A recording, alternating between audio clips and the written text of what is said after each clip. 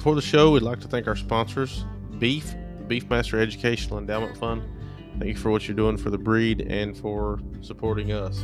The Southeastern Beefmaster Breeders Association, or SEBA, thank you for supporting us, and be on the lookout for the convention and sale every August. Emmons Ranch Beefmasters, they need no introduction. They've been around for years. Thank you for always breeding great stuff and for supporting our show. C&M Ranches, Kershaw, South Carolina, the Chick family, great cattle. Thank you for supporting us. Lissy's Beefmasters, again, needs no introduction. Thank you for supporting us, and be on the lookout for their sales every year. Cottage Farms Beefmasters over in Jackson, Tennessee. Thank you for supporting us and for what you do for the breed. Thank you to all of our sponsors. We couldn't do it without you. Welcome into Beefmaster Banner. We're your hosts, Josh Morrison and Jared Strickland. What's going on, Jared? No, it's on a whole lot. Praying for rain. Yeah, it's starting to dry out a little bit over here. Not as bad as there, obviously, but it's be good to have a little more rain. But cooler weather is nice. Yeah, we've had some cooler weather, so that's been good. But we're pretty dry. But we're probably not nowhere near as dry as some others. It's been that way all summer. Yeah. Hopefully they'll get some rain too. But had some terrible technical difficulties before, so we're going to try this again tonight. So hopefully Charter Spectrum has fixed whatever problems was going on. That's right.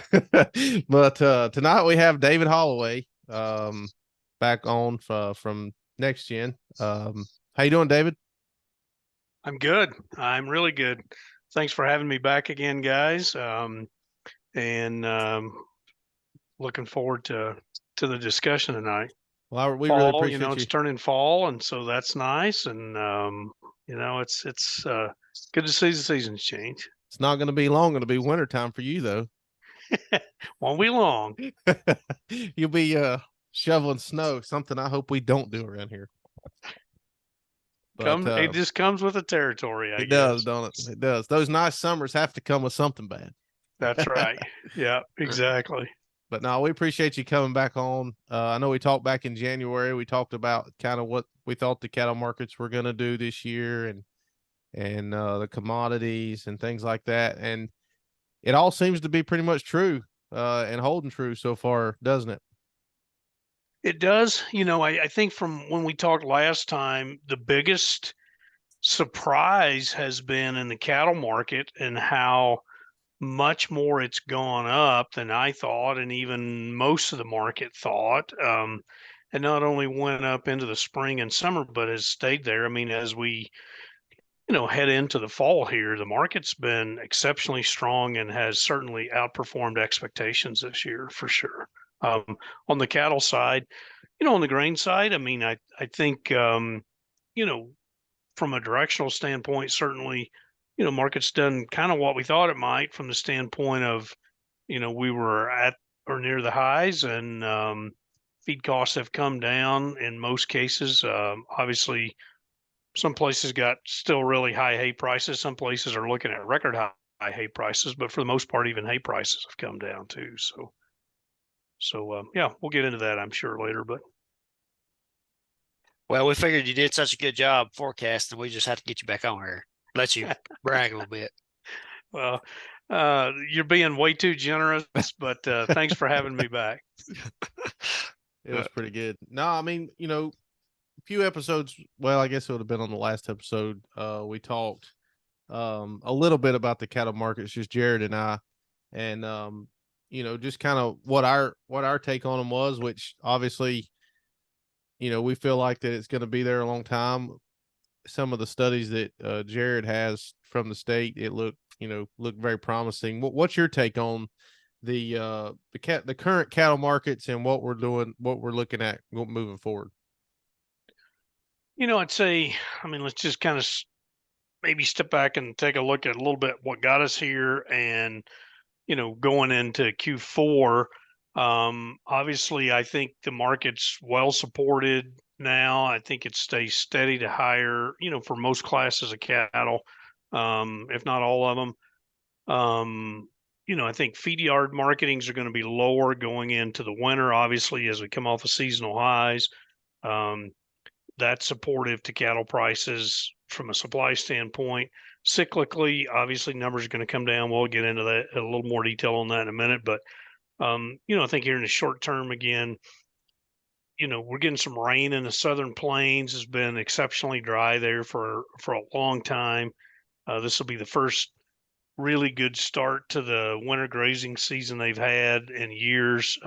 If the rain continues to deliver like the forecast has, that'll be a price supportive factor for the calf and feeder markets. Flat price of corn basis have all come down. That's going to be supportive.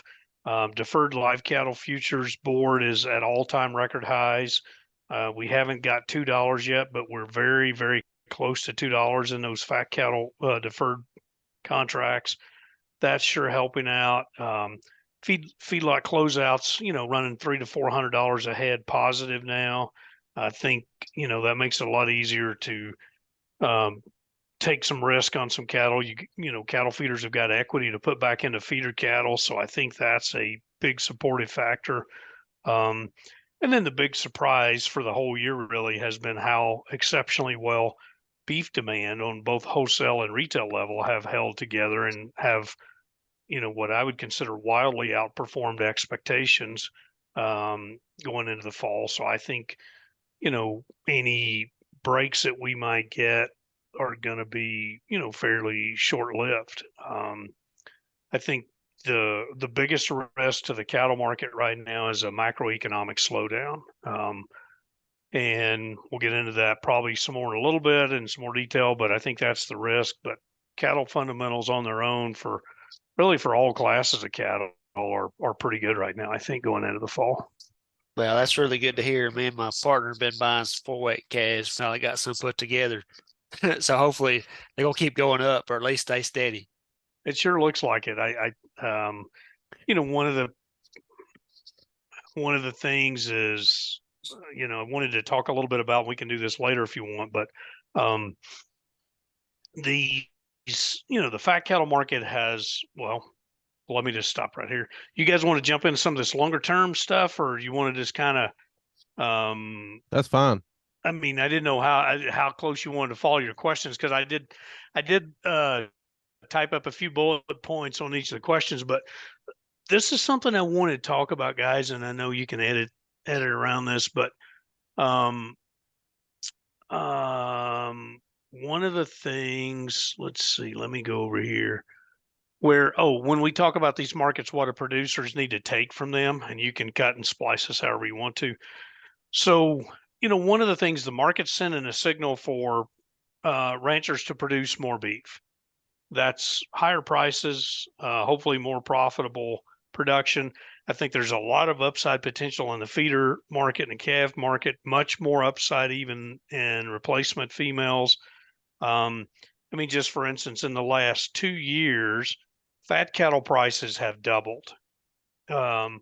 Feeders are up about 60%. Replacement females are only up about 30 to 40%. So the market's sending that signal back upstream exactly like it should, and like Econ 101 says will happen in a shortage.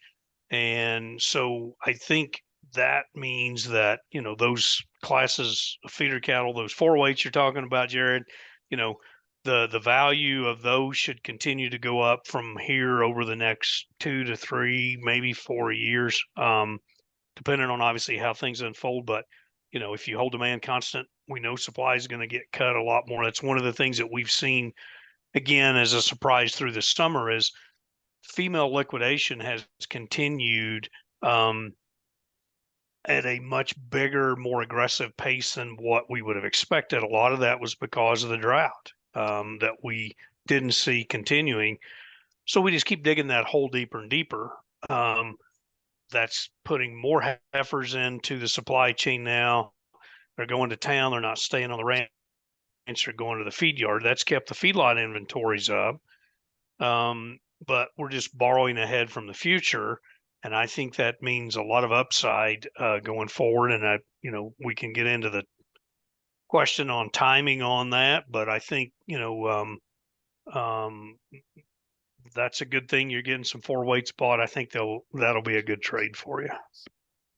Yeah, and not to mention that they're heifers. And I was actually kind of surprised in our area. We've shrunk the cattle down pretty good, but they were pretty easy to get bought as far as the amount of head. The sales are still running, plenty of cattle coming through. So like you're saying, I don't think there's much heifer retention going on in our area at all. So when talking about that, David, I'm gonna throw a question that's not on this sheet at you. So, all right, back on one of the other episodes Jared and I did about the mid-year cattle review, I had pulled up a article, and forgive me, it's from a university, but I can't remember where. They were talking about that there is no rebuild in sight right now, just because of everything going on. That's obviously not sustainable. I mean, that you can't. I think they said that it was the smallest cow herd since the 60s. I think is what we had read. But I mean, what's your take on that? If they're not buying replacements right now, that's obviously going to keep driving the price up, right? Well, so let me take a step back, and this is something I've been thinking a lot about. From 100,000-foot view, why is the cow herd at, multi-decade lows, 50 or 60 year lows? I think part of that comes down to one very simple thing. There's been underinvestment in the cow herd in all those years. It hasn't been very profitable to be a rancher, and people don't want to do it for practice anymore. I think we talked a little bit about that last time. And we can talk about the impact of the drought and those kind of things, but we've had a couple years of drought. We've had high input costs. We talked about that in the past. Everybody's aware of labor, fuel, fertilizer, all those things, equipment. And that's made it hard to be profitable. But I think that's the thing, is we're undergoing some fairly significant structural changes in the industry. I think it's long overdue, but now with, it seems like the cow herd has gotten to the point where we're below critical mass at a time when consumer demand for beef is growing. It's clearly grown significantly. I mean, I think I could make a very solid case that consumer demand has added $30 to $40 a head to fat cattle prices, or excuse me, 100 to fat cattle prices in the last couple of years. Assuming we can even keep part of that after the whole COVID money and everything is washed through the system. Consumers have learned to eat at home again. They're cooking beef. Quality is much better than it has been. So if we're starting to see consumer demand increase on a sustainable level, and at the same time we're producing less beef, then to me that's a recipe for a profitable future for the ranchers over the next 3 to 5 year time horizon. So I think from that makes sense to me, that now's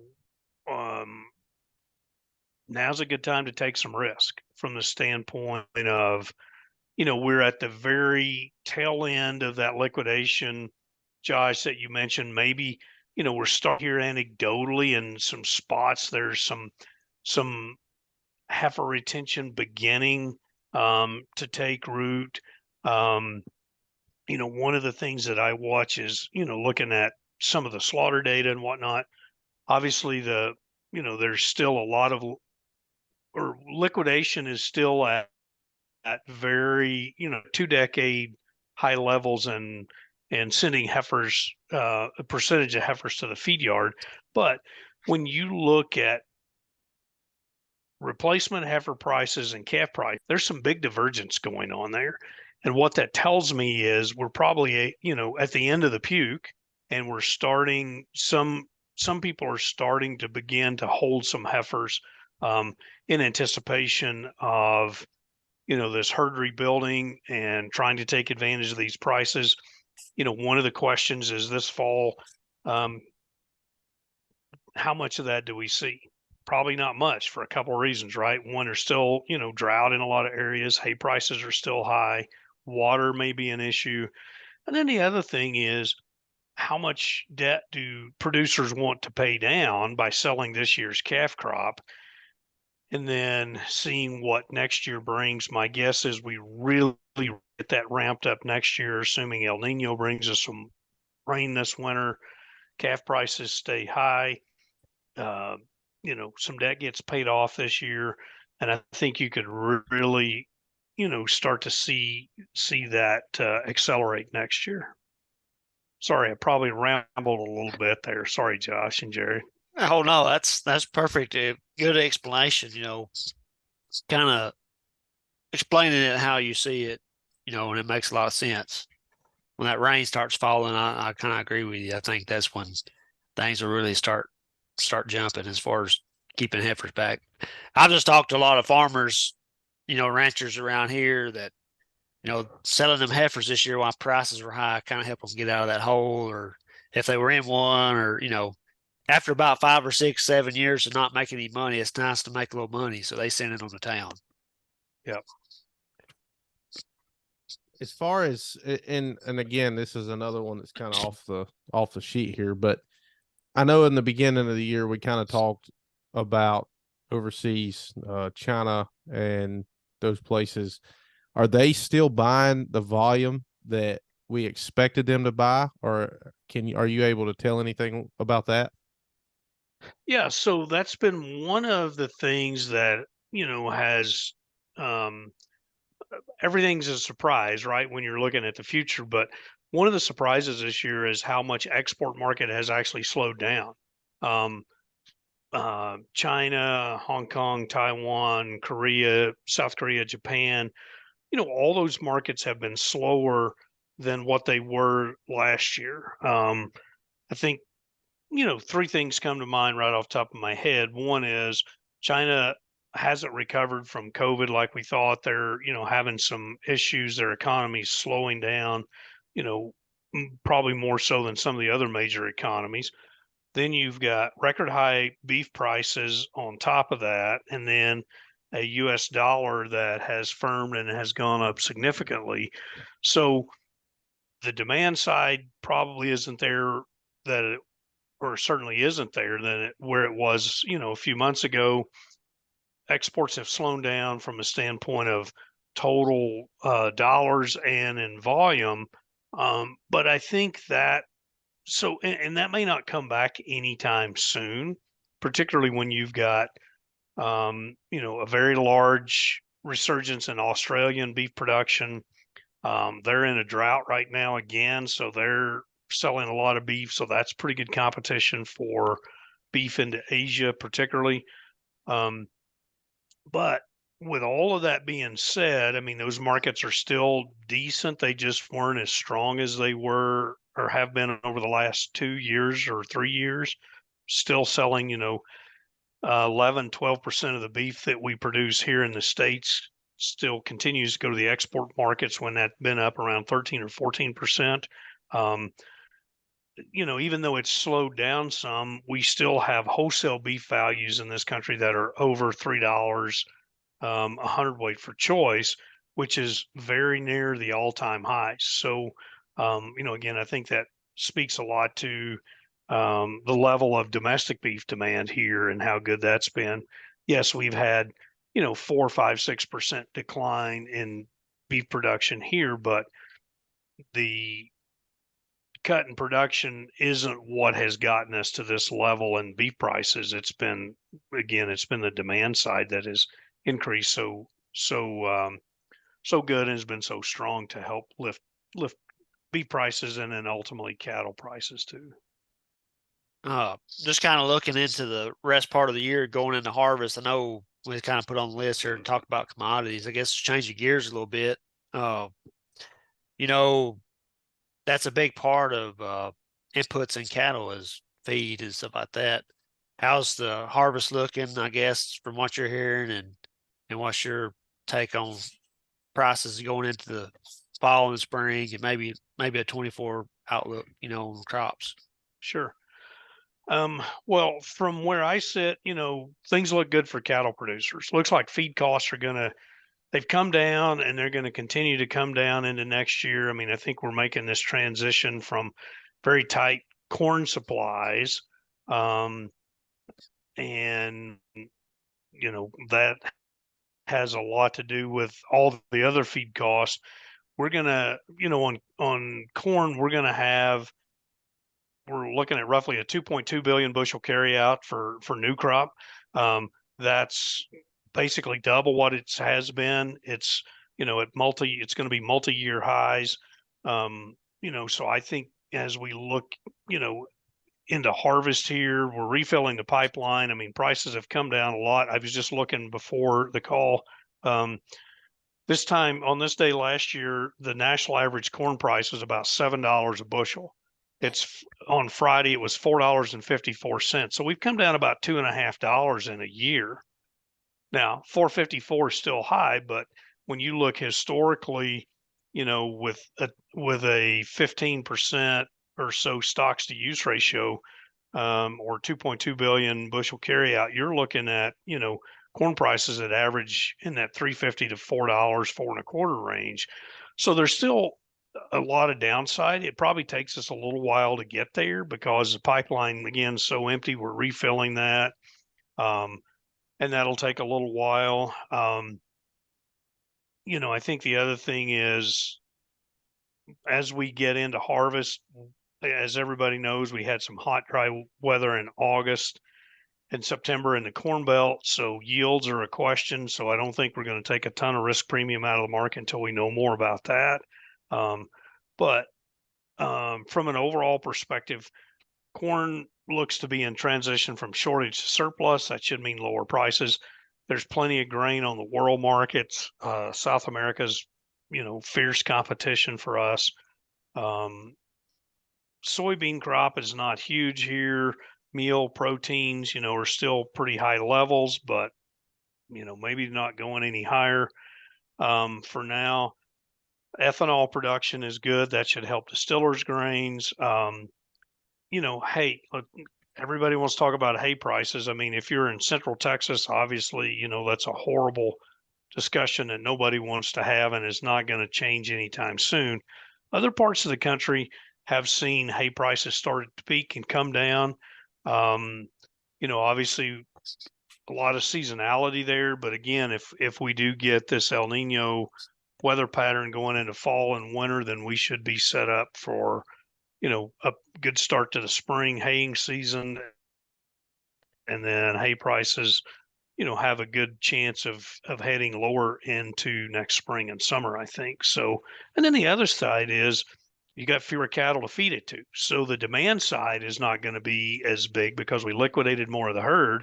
So the demand side is the other piece there that sure could help take the top off of the hay market going into next year as well. I kind of like how you said that because I kind of noticed that in our area too. We had a decent crop of hay this year, nothing to really write home about, but as much sellout cattle we had in the last couple of years, there's a lot more people selling hay than they used to because they don't have cows, but they went ahead and cut the hay fields anyway. And prices have come off of probably a third from last year here in Tennessee, just because of that reason alone, I think. Yeah, that makes sense. Well, and you're talking about feed costs coming down. I've noticed we got a load of feed and we get it about like somewhere around 3 ton at a time when we get it and put it in the feed bin, but it looked like it had come down about $18 a ton since June. And I was pleasantly surprised to see that. I didn't expect it, but I'm hoping, I mean, would be more than happy for it to come on down a little more. Well, it seems like the stars are lining up for that to happen. Nothing happens in a straight line, and there'll be some, bumps along the way, and we may get some rallies back. But it looks like we're in a situation where we can have prices trend lower back to whatever a normal level might be. More just just more feed around, it seems like. So I always say that I'm not going to put you on the spot, but I have twice, and I'm about to one more time. Do you have an opinion on fertilizer prices going into next year, maybe next spring, sort of what that might look like? I don't know much about fertilizer, just what I read and pick up here and there. It looks like, obviously, we peaked fertilizer prices over the last 2 years have been high. They've fallen pretty hard. Um, I think based on everything we see and know today, then fertilizer prices should continue to come down, I would think. I mean, there's a lot of unknowns. What's the political situation and, in the Black Sea region going to look like? That has a potentially big impact on prices, but and supply. What's South American growing season going to look like? What's their demand for fertilizer? Crop prices here, all those things are big unknowns. But at the same time, Josh, everything that I see looks like, fertilizer prices should continue the downtrend that they're on now. Well, and you get into a spot where, and it happens all the time without getting political. You get into an election year, and you don't know, no one knows what's going to happen. A lot of people will get, a little bit scared of what's going to happen, but it sounds like, as far as the cattle market goes and the commodity market, we may be sitting okay next year. Yeah, I mean, I think, the situation is working itself out to where cattle producers should be much more profitable over the next 2 to 3 to 4 or 5 years even than they have been. The liquidation has put a lot of beef on the market that wouldn't have been otherwise. Demand has risen. And again, I think, one of the key takeaways for your listeners should be, the market's sending a signal. There's a shortage of beef, and the way we get more of that is we pay more. And I think that's kind of where we're set up. And there's there's what's that old saying? There's the known risk, there's the known unknowns, and the unknowns. And some of the known risk might be the macroeconomic situation again, and that's with higher interest rates. That's a concern. And we should talk a little bit about that. I mean, what does that mean to the consumer, and their willingness and ability to spend money on beef, and that how that relates back all the way back to the ranch level as far as prices are concerned. Um, this is how I think about that. We're going to be cutting supply enough over the next few months to the next few years because of the liquidation we've seen, that even if we have an economic slowdown, that's certainly going to temper any price pressure, downward price pressure. In other words, we've cut supply much more than we're likely to cut demand. So even if prices do come down some, that supply cut's going to be big enough to put a floor under the market, or it should. So I think that's the setup, going into next year. To your point, it's an election year. A lot of goofy things can happen, but the fundamentals on their own seem to be right now. Yeah, and I was kind of thinking about that too the other day. You're talking about when we get to the point of heifer retention and things like that. I feel like, like you're saying, you're going to bring even more beef off the market. Those heifers not coming into the feed yard. So if demand does fall a little bit, our supply is probably going to match it going down as well. So that's a good point to think about. Does that make sense to y'all? It's kind of how I think about it. Maybe I'm missing something.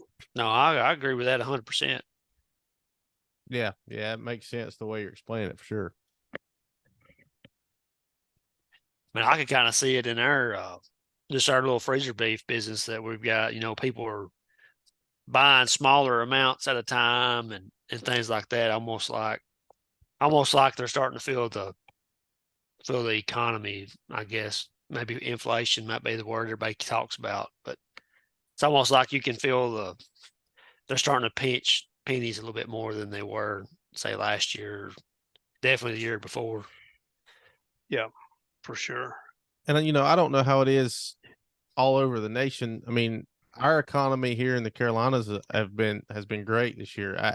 Surprisingly, after a good year last year economically, I thought, well, this year, and I'm in sales, so if I don't sell something, I don't make a living. But so it has, I'm always trying to think of ahead of, kind of what's going to happen. And truthfully, we're on track for a record year as far as sales goes. Now it's slowed down this month, obviously, but I don't know how it is all over, out in Colorado or West Tennessee or even in the Midwest, but it sounds like the economy's still been holding up pretty well. It has been. I mean, just look at the anecdotal stuff. Anytime you go fly somewhere, driving to the airport, finding a parking space, finding when was the last time you were on a flight that had an empty seat on it? And it's families traveling too. It's not just business travel. Go to a restaurant, it's busy. I think people are still spending money, pretty much everywhere. I think the economy has been good. Unemployment still low. That's good. The concern I have is, there's always a lag when we have big, sharp increases in interest rates. And, um, there's a lag effect to that. And again, the market's sending a price signal there that, hey, there's too much consumption that's driving inflation higher. So we need to pull back on demand. You know, we got comments from the Federal Reserve last week. They're keeping interest rates here, and kind of reading between the lines, my interpretation of that was, they're going to keep them, here or even higher because they still want to get back to that 2% inflation target. The COVID money's gone. Credit card, debt has gone up significantly. You look at housing unaffordability, car loans, you look at a lot of those kinds of things. Gas prices are going up again. It's squeezing the consumers. The question is how much, what's the magnitude, when does it happen?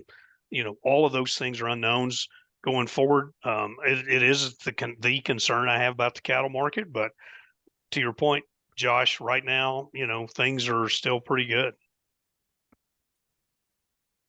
Well, good. That's always a good thing. You want people beating that beef. That's right. Don't be scared. Just eat beef. Well, I guess we're about out of time. We got a few minutes left, but just to kind of wrap it up, let's say talking to a newer breeder, get in the beef master breed or just cattle business, in general, what's your take on this market that maybe something they can give to them to kind of give them the assurance that maybe, hey, it's good to get in, or what do they need to be looking for?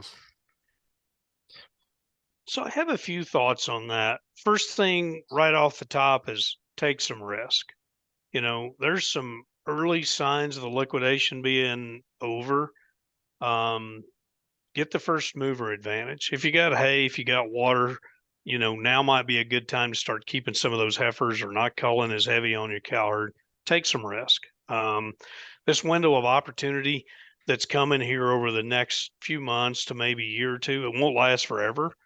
Don't bet the farm, but the market's, setting up as a good a risk reward standpoint as you get in any situation. So it's looks like a good opportunity to increase your herd size and get paid for it. There's a lot of great resources out there available to producers today. Use those resources, whether they're market related, their nutrition, their forage, their marketing, a lot of those things. Another thing I think about is don't do something just because that's what everybody else does. Don't do things when everybody else does them. Obviously, Mother Nature dictates a lot of what we do in this business, but if all your neighbors are selling calves and September, October, does it make feed those, because that's when the market's going to be the lowest at your local sale barn? Does it make sense to feed them a little while longer and sell them, 3 or 4 months later when the supply is not as great and there's more upside potential? Do the math, figure out what works for you and your operation. Sell them now, grow them, background them, buy or grow hay. I mean, I think a lot of those are things that, that make a difference in profitability.